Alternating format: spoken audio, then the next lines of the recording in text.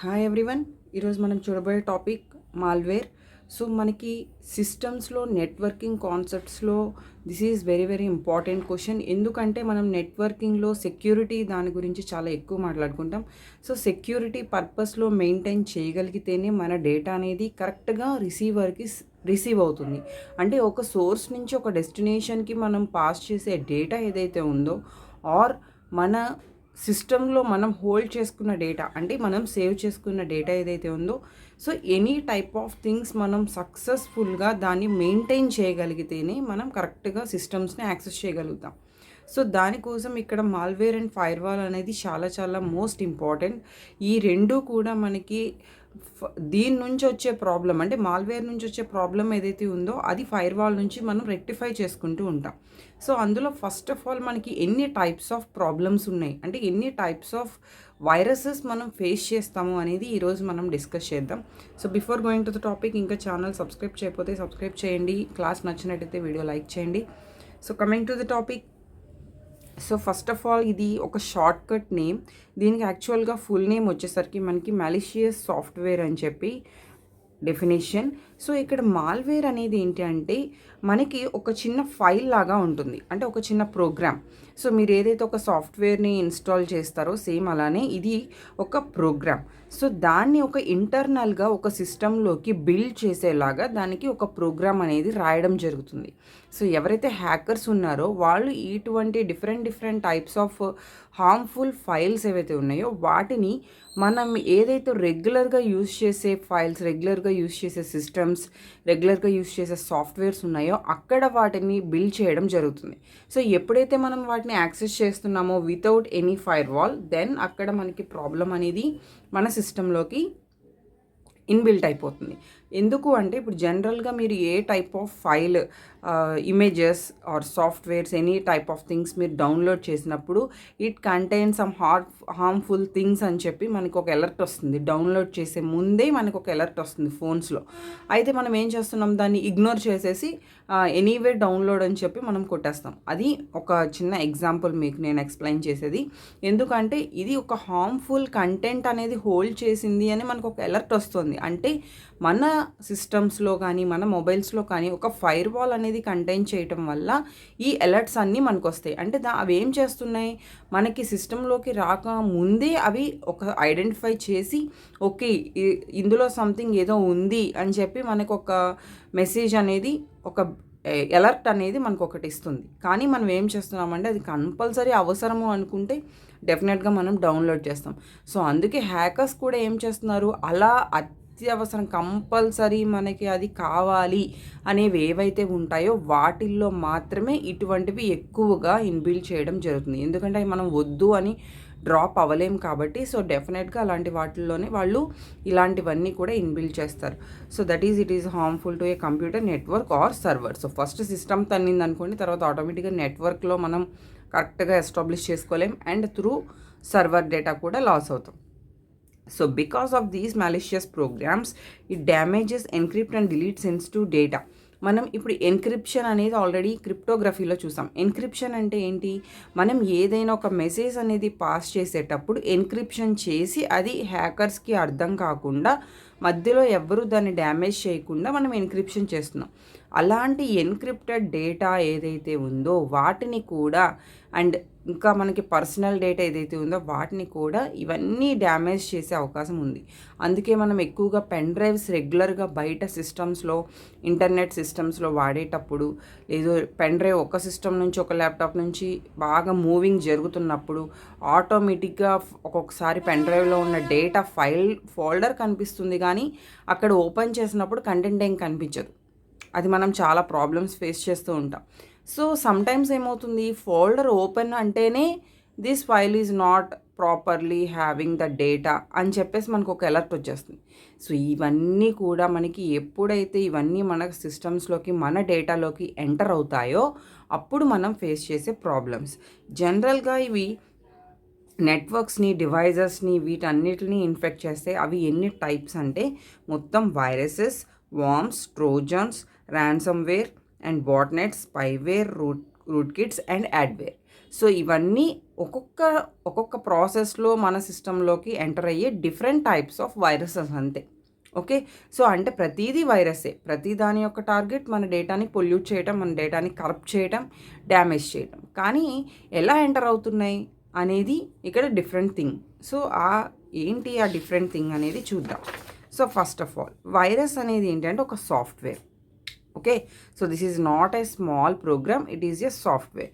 ఇది ఆల్రెడీ హిడెన్గా ఒక ప్రోగ్రాంలో కానీ లేదు డిఫరెంట్ ప్రోగ్రామ్స్లో కానీ హిడెన్ అయిపోయేలాగా చేసే చిన్న సాఫ్ట్వేర్. సో ఇది ఏం చేస్తుంది, ఒక్కసారి మన సిస్టంలోకి ఎంటర్ అయితే then it copies of itself. అంటే ఒక్క వైరస్ అనేది మన సిస్టంలోకి మనం ఎంటర్ అయ్యే ఛాన్స్ ఇస్తే ఆటోమేటిక్గా ఇది 1 5 అవుతుంది, 5 10 అవుతుంది. నేను ఎగ్జాంపుల్గా చెప్తున్నాను, 10 15 అవుతుంది. సో అలా అలా అలా ఏం చేస్తుంది, దానికి అది కాపీస్ కింద క్రియేట్ అయిపోయి insert those copies into the remaining programs. మనం ఒక ప్రోగ్రాంలోకి ఎంటర్ అయ్యే ఛాన్సే ఇచ్చాం. Then it creates itself. Okay. So itself create చేసేసుకున్న తర్వాత రిమైనింగ్ వాటిలో కూడా అది మొత్తం డ్యామేజ్ చేసేస్తుంది వెళ్ళిపోయి. అండ్ ఒక్క ప్రోగ్రాంలో మనకి ఛాన్స్ ఇస్తేనే అవన్నీ కాపీ చేసినప్పుడు రిమైనింగ్ ప్రోగ్రామ్స్లోకి వెళ్ళి కూడా ఏం చేస్తుందంటే అదంతా ఫుల్గా డ్యామేజ్ చేస్తుంది. అండ్ ఇవి ఎక్కువగా ఎక్కడ ఉంటాయంటే ఫర్ ఎగ్జాంపుల్ మనం tc.exe అనే ఒక ఫైల్ ఒక్కటి కాపీ చేసుకుంటే మనకి సి లాంగ్వేజ్ మొత్తం మన ల్యాప్టాప్లో మన కంప్యూటర్లో యాక్సెస్ చేసుకోవచ్చు. Because that is executable file. Executable file అనేది ఒక్కటి, దాంతో మనం సాఫ్ట్వేర్ యాక్సెస్ చేసుకుంటున్నాం. సో ఇవి మెయిన్ టార్గెట్గా ఎగ్జిక్యూటబుల్ ఫైల్స్ని టార్గెట్ చేస్తాయి. సో డైరెక్ట్గా ఎగ్జిక్యూటబుల్ సాఫ్ట్వేర్ ఫైల్స్ ఏవైతే ఉన్నాయో వాటిని టార్గెట్ చేసి వాటిని ఫస్ట్ డ్యామేజ్ చేస్తాయి. దాంతో ఇంకా అసలు ఆ సాఫ్ట్వేర్ అనేది పనిచేయదు. ఇప్పుడు బల్క్ సాఫ్ట్వేర్ ఉందనుకోండి, అందులో మీరు ఆ సాఫ్ట్వేర్ మొత్తం ఒక్కొక్కటి డ్యామేజ్ చేసుకుంటూ వెళ్ళాలి. కానీ ఎగ్జిక్యూటబుల్ ఫైల్ బేస్డ్ సాఫ్ట్వేర్స్ అయితే ఆ ఒక్క అప్లికేషన్ పోయింది అంటే it is nothing but complete software అంతా కూడా కరప్ట్ అయిపోతుంది. ఓకే.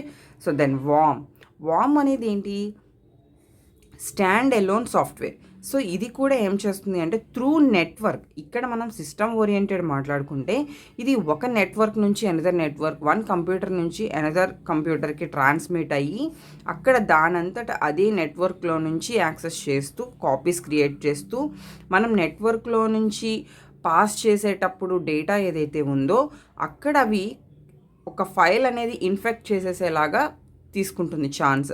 అండ్ ఇక్కడ ఒక పర్టికులర్గా నాకు ఒక సిస్టమ్ ఉండాలి, నాకు ఆ సిస్టంలోనే నేను ఒక పర్టికులర్ డ్రైవ్లో నేను కాపీ చేసుకొని అక్కడ నేను డేటాని కరప్ట్ చేస్తాను అనటానికి వామ్స్కి అవసరం లేదు. వైరస్కి అయితే డెఫినెట్గా ఒక దానికంటూ ఒక ప్లేస్ అనేది చూసుకొని ఒక ఎగ్జిక్యూటబుల్ ఫైల్ చూసుకొని అది డ్యామేజ్ చేస్తుంది. కానీ వామ్స్ ఏంటంటే ట్రాన్స్ఫరింగ్లో కానీ నెట్వర్క్ డేటా ట్రాన్స్ఫర్లో కానీ ఎక్కడైనా కూడా అది డ్యామేజ్ చేసే ఛాన్స్ వామ్స్ తీసుకుంటాయి.